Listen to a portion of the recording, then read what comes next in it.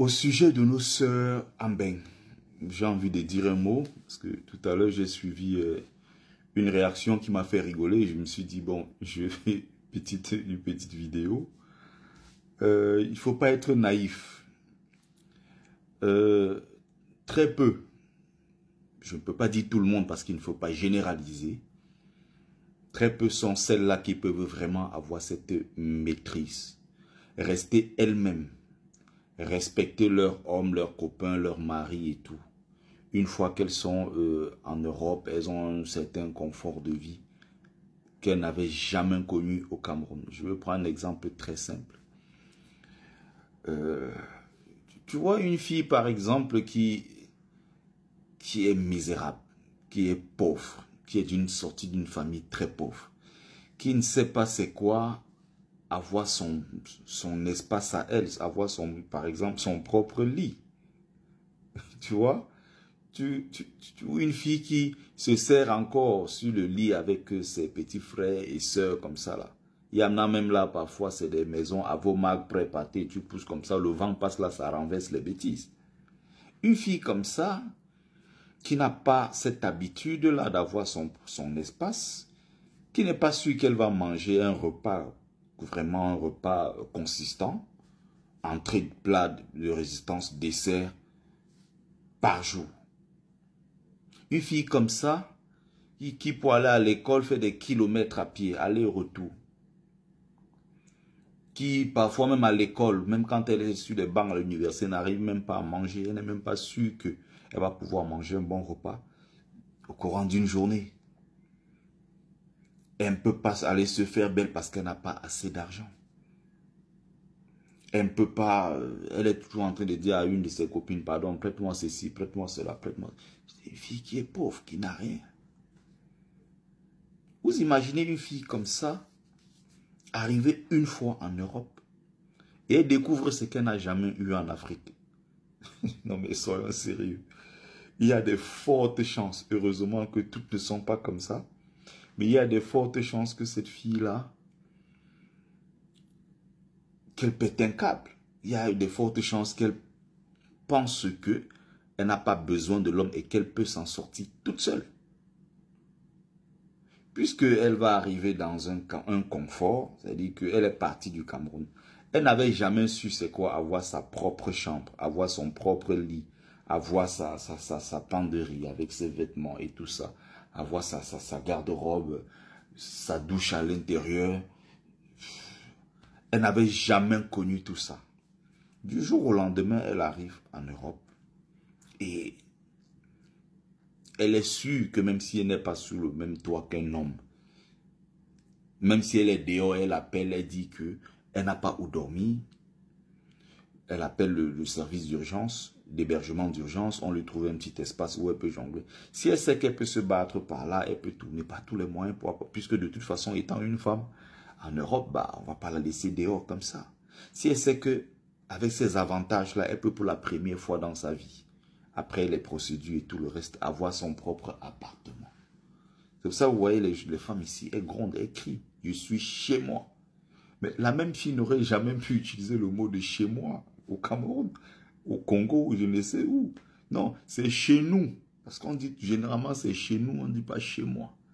Elle n'avait jamais dit le chez moi. Donc, quand elle sort ça de sa bouche, je suis chez moi, c'est moi qui paye.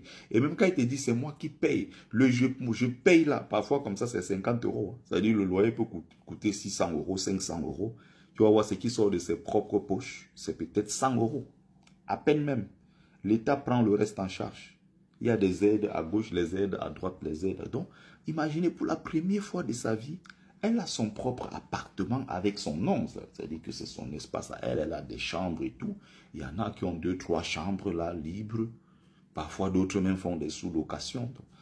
Du coup, elle devient non seulement propriétaire, je veux dire, elle occupe l'appartement en tant que locataire dans des HLM et tous ces trucs-là. Mais en même temps, elle peut même se permettre d'avoir des sous-locataires, des colocataires à l'intérieur. Elle récolte ses sous, tranquille et tout. Pour la première fois, elle a son appartement. Mais c'est quelque chose, mais c'est un événement pour certains de nos sœurs. Pour la première fois de sa vie, elle va aller passer un permis de conduire. C'est-à-dire qu'elle aura son propre véhicule. Vous n'imaginez pas ce que ça représente. Pour une fille qui était dans un quartier compliqué, difficile, peut-être à Yaoundé, à Douala, ou je ne sais dans quelle partie du Cameroun, je prends un exemple simple, ou au Congo, ou en Côte d'Ivoire, ou au Mali, ou je ne sais où. Tout d'un coup comme ça, mais elle peut avoir sa propre voiture. C'est-à-dire qu'elles sont des millions qui n'avaient jamais touché le volant d'une voiture. Mais tout d'un coup en Europe, brrr, vous voyez le changement brutal, elle a sa propre voiture. C'est-à-dire que, voilà, elle n'a pas son permis, elle a sa voiture, elle a son appartement. L'enfant va à l'école à 2-3 pas. Elle a pour la première fois de sa vie une carte bleue. Mais vous imaginez, il y a beaucoup qui ont quitté, qui ont vécu au Cameroun jusqu'à aujourd'hui, qui ne savent pas c'est quoi avoir une carte bancaire. Qui ne savent pas c'est quoi aller faire une transaction bancaire et tout le reste. Non, l'argent c'est de main en main, ça tourne comme ça. Donc elle peut avoir sa carte bancaire, elle peut gérer ses transactions à partir d'un joli téléphone. Elle peut, mais il y a des choses qui rendent la femme. Elle peut, je ne sais pas, elle veut se faire belle, c'est possible. Son frigo est toujours plein, ce qui n'était pas le cas. Pour manger là-bas, c'était tout un problème. C'était tout un problème, c'était des calculs. Pour dormir, c'était un problème. Manger, c'était un problème. Se déplacer, c'était un problème. Et tout d'un coup, il y a le statut qui change. Elle est maintenant benguiste. Ce n'est plus la même chose. Donc, ça trompe beaucoup de filles. Heureusement qu'elles ne sont pas toutes pareilles. Non, il y a beaucoup de filles que ça trompe. Elles se disent, non, avec ça, j'avais besoin de ça parce que j'avais besoin d'un homme parce qu'il pouvait m'offrir tout cela. Mais si je peux déjà avoir ça, le gouvernement, par exemple français, un pays où on y a tellement d'aide dans ce pays, tellement d'allocations, tellement de choses qu'on donne aux gens, si je peux avoir ça, si l'État peut me donner ça, mais pourquoi j'ai encore besoin d'un homme? Bon, j'irai maintenant parmi ces hommes-là choisir celui qui me plaît. Bon, je vais peut-être un, deux gigolos quelque part que je vais gérer à ma guise, à mon rythme. Parce que c'est moi qui impose le rythme. C'est comme ça qu'elle se retrouve dans des situations de célibat avancé, célibataire endurci, parce qu'il y a cet orgueil-là qui l'habite, qui fait que, une fois qu'elle a déjà tout ça, l'homme ne lui dit plus rien. L'homme n'est plus rien devant elle, l'homme ne représente plus grand-chose. Elle se dit, mais celui-ci me sert même à quoi? J'avais besoin de l'homme pour qu'il me donne tout ça. Bon, si, du moment où j'ai déjà tout ça, je n'ai plus besoin d'un homme. Je n'ai plus, non. Maintenant, là, je fais mon choix. Quand ça me plaît, si tu n'es pas content, je prends tes trucs que je balance dehors, vas-y. Ici, tu es chez moi.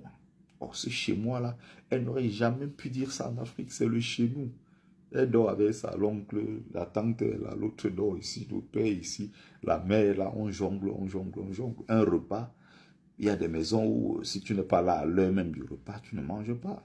On repasse à vite fait là, on passe à autre chose. Chacun sort, il entre comme il veut. Les maisons où il n'y a pas de direction, il n'y a pas d'éducation, il n'y a rien. Et tout d'un coup comme ça là, non, non, non, non, non. C'est un changement qui est trop, c'est violent. C'est d'une brutalité pas possible. Donc, il y a des gens qui ne peuvent pas supporter ça. Il faut savoir faire la part des choses, trouver un équilibre. Se dire, j'ai besoin d'un homme, je vais fonder ma famille, je vais être la femme de quelqu'un, un homme que je vais aimer, un homme que je vais respecter. Non, non, non, non, tout le monde n'est pas capable de faire ça. C'est pas facile. C'est pas facile. Je réponds comme ça à quelqu'un tout à l'heure qui s'est inquiété. Il dit que non, non, la go là, c'est pas, non, non, il ne faut pas penser comme ça. Elle a changé. Pourquoi? Parce que, bah, voilà, il faut que tu comprennes ça, c'est pas très compliqué. Tu vois, la fille qui au Cameroun ne pouvait jamais oser demander à un gars, avant qu'on ne se rencontre, il faut déjà que tu me dises, tu fais quelle taille, parce que j'aime pas les gars qui sont courts. Envoie-moi une photo, je vois à quoi tu ressembles, parce que j'aime les gars teint clair, si tu es un peu trop noir. Vous voyez souvent des trucs comme ça où on te dit, bon, on va te faire une présentation, on va te présenter quelqu'un. Non, non, non, le gars, là, avant même d'abord de savoir, avant même la rencontre, il y a des trucs chez nous, tu ne peux même pas imaginer.